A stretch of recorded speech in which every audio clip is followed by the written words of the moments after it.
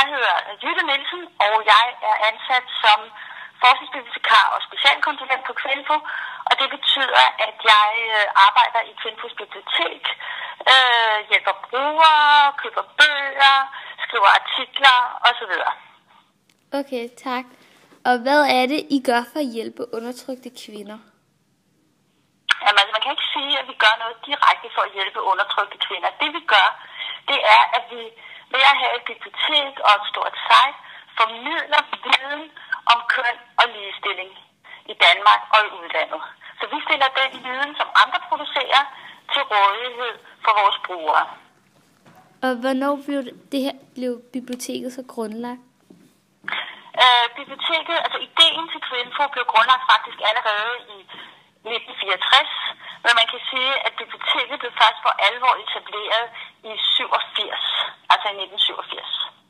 De seneste 100 år, så er der jo sket rigtig, rigtig meget. Ja.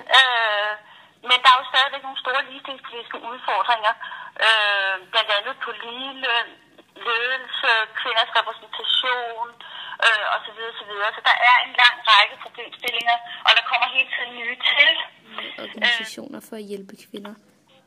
Altså vi har rigtig et meget, meget store projekter i Mellemøsten, og et meget tæt samarbejde med en masse organisationer i Mellemøsten. Og dernede i de forskellige lande, vi har faktisk projekter i rigtig, rigtig mange lande i Mellemøsten, der laver vi projekter om for eksempel kvinder i politik. Der er stort set ikke nogen kvinder, der er aktive i politik. Så er vi med til at hjælpe, når der er valg, at de stiller op, kører kampagner osv. Vi har lavet nogle projekter om vold mod kvinder, som er meget udbredt, også i Mellemøsten selvfølgelig. Hvor vi har været med til at etablere krisecentre. Vi har lavet projekter om kvinderet, kan man sige, altså kvinders rettigheder til at blive for eksempel skilt. Kvinders ret til at have arbejde osv.